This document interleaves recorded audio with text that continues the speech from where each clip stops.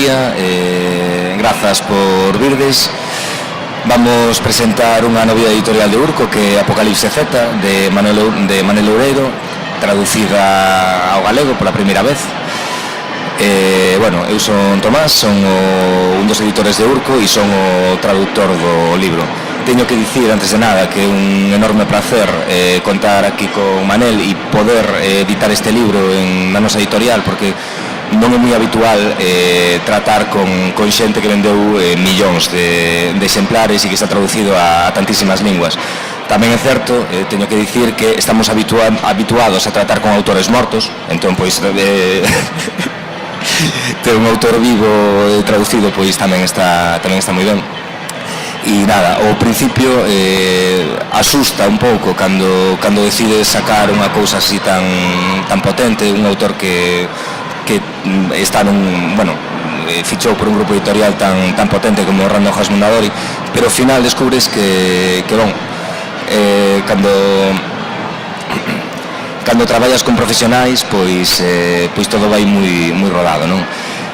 Tengo que dicir que eu en Urco levamos como 7 anos traballando e comezou sendo unha editorial moi pequeniña, éramos eu e outra persoa máis, e pouco a pouco pois vamos a máis, agora somos 7 persoas traballando e tal. Eu teño un perfil de traductor, eu comecei traducindo pois prácticamente todo o que editaba Urco, pero pouco a pouco, por as necesidades da editorial, pois tiveno que deixar, non? E dedicarme a outras cousas, a editar, a administrar, etcétera, etcétera. Pero cando decidimos sacar este libro, comenteille a David, que está aquí, que foi quen fixo edición, quero traducilo eu. Quero traducilo eu porque é un rollo persoal, non? O sea, tiña muitísimas ganas de sacar este libro e teño que recoñecer que gocei como nunca traducindo, porque é un libro divertidísimo, é unha traducción que creo que papei en 15 días e son máis de 700.000 caracteres e foron 15 días de traballo a cañón, pero non porque houvese presa, sino porque tiña muitísimas ganas de facelo, non? Descubrín tamén con el que eu creo que este libro gaña muitísimo en galego e gaña muitísimo para xente que somos de por aquí, non? Eu son de Vilaboa, estudiei en Pontevedra e claro, en galego e para xente por aquí, cando coñeces toda a referencialidade que ten, pois non sei en que recepción pode ter en América ou en Armenia, que dicía este traducido a armenio, pero claro, eu cando lín que estaba visualizando todas as paisaxes, non? E bueno, xa vos digo que é un libro que paga a pena e sairán os seguintes en breve. De feito, saen creo que en abril vai sair o número 2 e por seguinte Culturgar o número 3, o sea, van en un ano, pois vamos a liquidar os 3 porque bueno, é unha aposta que queremos facer. E outra cousa, antes de deixarvos con Manel, que xa vos contará todo o que vos ten que contar, que é o protagonista aquí do libro e da historia. Teño que dicir que para este libro solicitamos unha axuda a traducción da Xunta que non recibimos. Entón, non o puxemos, estuvimos a piques, como somos así un pouco macarras tamén os de Urco, que todo o mundo sabe que a veces falamos demais, porque eu particularmente falo coas tripas en vez de falar co cerebro. Íbamos poñer nos créditos que este libro non recibiu ninguna axuda a traducción, pero non o puxemos finalmente. Este ano pois non a recibimos, supoño que porque non consideraron que o libro pagaba a pena, non consideraron que o traductor pagaba a pena e non consideraron que a editora pagaba a pena. Aínda así, o libro saiu. E iso é importante, iso é o que non acontece moitas veces, non? Que moitas veces cando non nos deron a pasta, pois non se fai porque tal, non. Este libro saiu, este libro iba a sair con axuda, sin axuda, en Galiza ou en outro sitio, ou vivos ou mortos, non? Ou non mortos, en este caso. Entón, pois, aquí está, e deixo vos con Manel que vos contará o que vos ten que contar. Pois, moitas gracias. A verdade é que resulta gratificante escoitarte falar, escoitar as ganas que lle poñedes esta historia. Eu que ahora xa levo uns cantos anos rodando nesto da literatura e da escritura de levar esta vida de escritor, que estás metido así nun mundo como moi profesionalizado, onde todo está pautado e marcado, atoparse con xente de unha editorial pequena que arranca con tanta forza, que lle pon tanta paixón o que fai, é maravilloso, de verdad que é refrescante. Para min, este libro, esta edición, este libro en galego é terriblemente especial. É terriblemente especial porque era unha espiña que eu tiña clavada dende facía moito tempo. Cando saliu por primeira vez este libro en castelán no ano 2007, unha das primeiras cousas que eu pensei, dixen, como me gustaría ver este libro en galego, sería fantástico. Foi recorrendo o seu camiño polo mundo, foi acabando unha morea de traducións, e de repente un día decateime de que estaba traducido a idiomas tan improbables como o armenio, o xaponés, o coreano, o húngaro, e non estaba traducido ao galego. Era como unha especie de pequena peza que faltaba no rompecabezas, unha peza que non estaba nin aparecía, e facía que todo quedase un pouco coxo. Os escritores temos unha mala costumbre que nas nosas casas temos unha estantería, un par de estanterías, é a egoteca, que é a biblioteca onde pos os teus propios libros, as túas traduccións. Nesa pequena egoteca, que é unha especie de, bueno, pois de homenaxe que te fas a ti na intimidade, faltábame esta peza. Ahora estou moito máis contento do que podía estar antes. Ademais, me apetecía especialmente arrancar con Apocalipse Z nunha editorial galega, e que fose unha editorial como te decía antes, unha editorial pequena pero con forza, con paixón, porque ao fin e ao cabo o que pasou con este libro foi exactamente o mesmo, que espero que o que pase con vos tamén. É dicir, isto foi unha historia que cando empecé a escribir este libro eu nin siquiera tiña idea de que iba a acabar sendo unha novela. Eu daquela traballaba como abogado aquí en Pontevedra, necesitaba escribir algo que fose distinto a habitual literatura xurídica que facía día a día. A literatura xurídica é a literatura como a música militar, a música técnicamente é moi correcta, pero carece de alma, carece de esencia. Entón eu necesitaba escribir algo que fose o máis alonxado posible desa literatura que estaba facendo día a día, de recursos, querellas, demandas, contestacións, recursos, contestacións ás querellas e as demandas. E de repente dime conta de que un mundo, unha ucronía onde de repente os mortos se erguesen e camiñasen entre os vivos, era o máis alonxado dese ordenado mundo do dereito. Era unha historia que xa se tiña oído moitas veces, pero sempre cun personaxe que vive nun suburbio de Atlanta de Nova York, que por suposto é capaz de disparar centos de armas, conducir dúcias de vehículos, ten unha resposta irónica para cada situación complexa. En definitiva, un heroe de acción. Eu quería facer isto, pero facelo dende un punto de vista totalmente distinto. Decir, vale, que pasaría se de repente os mortos, como en Walking Dead, camillasen entre os vivos? Pero que pasaría aquí? Que pasaría en Galicia? Que pasaría en Pontevedra? Que pasaría se o protagonista non fose un heroe, se o protagonista fose un abogado que leva unha vida gris, rutinaria, que vive solo, e que de repente se atopa con que todos os coñecementos que ten adquirido ao longo da súa vida non valen absolutamente para nada, e ten que aprender a improvisar para sobrevivir. Empecé a contar esta historia nun blog en internet, porque, bueno, era unha especie de terapia que facía eu para min mesmo, de escribir unha cousa distinta do que facía habitualmente. E de repente, a veces a máxa ocurre, e a máxa ocurriu. Aqueles primeiros 10 lectores da primeira semana pasaron a ser 100, de 100 pasaron a ser 1000, de 1000 pasaron a ser 5000, de 5000 a 50.000, 50.000 a medio millón. Cando me din conta un día, mándame un correo electrónico, non lembro se era dunha radio de Chile ou de México, dun periódico, que querían facerme unha entrevista. Espera un momento, que está pasando aquí? Como se me foi isto das mans? A partir de aí publiquei o libro, bueno, o resto xa veu rodado, e de repente, como Forrest Gump, vinme atropellado polos acontecementos e levado dun lado a outro. Pero ao final, o máis interesante de todo é que eu o que non podía entender era como a lectores de sitios tan distintos lles podía interesar unha historia que en principio era tan local.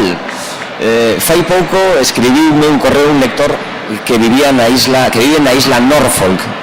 Non me dá vergoña decir que tiven que buscar nun atlas onde queda a isla Norfolk porque non tiña nin puñeteira idea. A isla Norfolk está a 2000 km de Australia, no medio do Océano Pacífico. É dicir, é un dos sitios máis illados do mundo. Ali viven os descendentes do motín da Bounty. Este home moi agradable manda destes correos electrónicos moi agradables, felicitándome que disfrutara moito coa versión norteamericana da novela. Eu me quedei pensando, de repente, pois, que ese home vivía nas antípodas do donde eu vivo, pero en todos os aspectos. Non só vivía nas antípodas xeográficas, senón que vive nas antípodas culturais, de circunstancias sociais, de todos os sentidos, e, sin embargo, foi capaz, de alguna maneira, de conectar con esa historia dese abogado de Pontevedra que un día descubre que o mundo salta polos aires e ten que andar correteando entre Pontevedra, Vigo, Bueu e a illa de Tambo e vai dun lado a outro. A pregunta que me facía a mí mesmo era: pero como é posible que conecte con isto? Que é unha historia tan local, tan de aquí, o sea, escrita sin ninguna ambición de que chegas a ninguna parte. E ao final te das conta que o que importa nas historias non é onde sucedan, non é cando sucedan, sino o que importa é o que ti transmitas. É dicir, o que nos move son as emocións, as paixóns, os desexos, as angurias, todas esas cousas que nos fan humanos, que nos fan únicos, son realmente as que nos emocionan, es que fan que un libro de repente, por alguna razón, cando ti abres, saian unhas mans imaginarias, te arrastren e te metan dentro, con sorte, pase como lle pasou a Tomás, que estivo atrapado 15 días traducindo aí en unha situación de non-stop. E eso é fantástico, porque eso é o máis parecido a facer maxia que existe hoxe en día. Decíamos que para min é moi especial que este en galego. É moi especial porque aínda que o primeiro libro, a primeira versión escribina en castelán, o galego eu son bilingüe, nativo, entón é a outra miña lingua nai, e parecía que me faltaba un pouco de ese escalón, de ese cerrado círculo nese aspecto. E agora penso que sí, que esa peza está completa. Gústame moito, xa o veredes despois cando collades o libro, porque se nota que Urco Editora é unha editorial distinta, incluso en aspectos como a foto da solapa, que a verdad que vos invito despois a que vos acerquedes polo stand, e simplemente, inda que non vos interese o libro, que vos acerquedes e lle botedes unha foto, unha ollada a foto da solapa. Hai cousas que cando se distintos se fan de distinta maneira, se fan distintos hasta en esto. Pareceme que tan divertido, tan fresco, tan fantástico, que a mí cando me propuxeron me pareceu unha idea formidable. Non sei como vamos de tempo, eu, como podedes ver, sigo tendo esa enfermedade propia dos abogados, enda que non son abogado, sigo tendo esa enfermedade dos abogados que falamos hasta debaixo da auga. Entón, somos tipos enamorados do sonido da nosa propia voz e podemos falar durante horas sin decir nada. Pero pouco máis teño que decirvos desto, máis que vos invito a que vos embarquedes nesta aventura. Vos invito a que acompañedes a ese protagonista, a ese abogado sen nome, que, por certo, non ten nome, o protagonista do libro, e sempre, moitas veces, en moitas entrevistas me preguntaban por que non ten nome o protagonista. Claro, cando te atopas con eso, bueno, sempre tiras de recursos, é unha maneira de facer que o lector se identifique co protagonista. É mentira, é dicir, o protagonista non ten nome por un sencillo motivo. Cando eu empecé a escribir esta historia, como non tiña pensado que se fose a publicar, non me din conta que non tiña posto o nome do protagonista ninguna sola vez hasta que levaba como 100 páxinas ou algo así. Entón, nese momento xa me parecía absurdo poñerse un nome e deixeino correr así, pero finalmente o nome aparece. Non vou a decir onde, evidentemente, teredes que descubrilo vos mesmos, pero eso, é unha historia básicamente, se tivese que resumir este libro en dúas frases, diría que a historia dunha persona ordinaria sumerxido na circunstancia máis extraordinaria que lle pode acontecer a calqueira en calqueira lugar do mundo. Nada máis, eu penso que pouco máis podo decir, hai que deixar que os libros falen por eles solos. Moitísimas gracias a todos por estar aquí hoxe. Benvidos á aventura.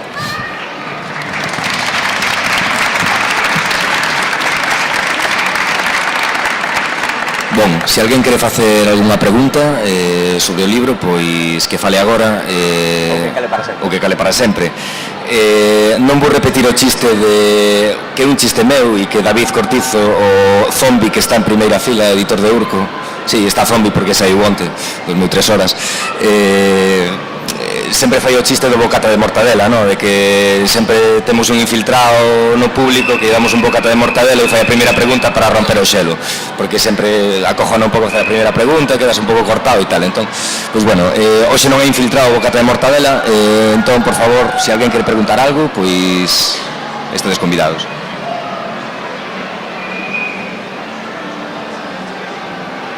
Isto é como a teoría dos pingüinos. Os pingüinos, cando pola mañán se erguen e van a pescar, pois van a empurróns, porque os primeiros que caen á agua, os tiburóns podenos comer, pero os últimos que caen á agua non chegan nunca, porque todo o peixe xa está comido. Entón, o término medio é importante para eles, non? Entón, coas preguntas pasa o mesmo, todo mundo vai así como, pregunta ti primeiro, non. Pero bueno, aquí temos un pingüino atrevido. Mire, esta novela en inglés me parece que foi número 1 en Amazon. Eu quería que nos contaras un pouco como foi esa aventura de Amazon, como que se a traduciches ti, se mandaste traducir, como chegou a Amazon e como foi esa aventura. Pois foi... Me encantaría me contar unha historia fantástica dunha traducción e atoparme, non, pero é que é moito máis prosaico. Na feria do libro de Guadalajara, miña xente Antonia Kerrigan, pois fixeronlle unha oferta, aceptou a oferta, publicárona, por esas casualidades da vida ali sí que se transformou nun éxito editorial en Estados Unidos. Leva, penso que cerca de 1/4 de millón de exemplares vendidos en Estados Unidos. A experiencia é increíble porque de repente chegar a un montón de sitios que non sospeitabas. Sí que atopas pequenas diferencias culturais que chaman poderosamente a atención. Por exemplo, nun determinado momento da novela, o protagonista colle unha pistola, un tipo que non colle unha pistola na súa vida, colle unha pistola, sácalle o seguro a pistola, apunta e dispara. Ben, eu cando estaba facendo a documentación, pois escollín unha pistola ao azar do mercado para que o protagonista collese esa pistola. Ben, tive a tremenda mala sorte de ir a escoller a única pistola do mercado que non ten seguro. Co cal, teño recibido, pero como sin exagerar nada, dúcias de correos electrónicos de lectores furibundos, sobre todo de Texas, é moi curioso, que me di, no, a novela está moi ben, pero se nota que non tes nin puta idea de armas, non? Xa, pois amigo, evidentemente, se ti soipeses, pero despois, por exemplo, hai outras cousas que eso sí que lles parece normal, indignanse un pouco con que poida haber insinuado unha relación cunha adolescente, unha señora me decía, se polo menos tivese 25 anos estaría, claro, 25 anos era a edade legal no seu estado para poder ter relacións, pero bueno, ese tipo de cousas son divertidas. Polo demais é fantástico. Ti pensa que Amazon ahora mismo en Estados Unidos é unha especie de monstruo que está vendendo aproximadamente casi o 50% dos libros que se venden en Estados Unidos. É unha auténtica barbaridade, é unha locura. Chega a todas partes, todo o mundo vai cun chisme destos nos bolsillos, que é unha competencia terrible para as pequenas librerías. É curioso, en Estados Unidos desapareceron antes as grandes cadeas de librerías, Borders, Harper & Collins, están tendo moitos máis problemas para sobrevivir que a pequena librería, porque a pequena librería, ao fin e ao cabo, en Estados Unidos sí que ten unha tradición de ser o libreiro de referencia onde se vai a comprar o libro. É distinto, e por demais é unha experiencia fascinante porque de repente abre un montón de portas e chegas a un montón de xente que de outra maneira non chegarías. Respostas cortiñas, como podes ver. Mira, que sorte, temos outra.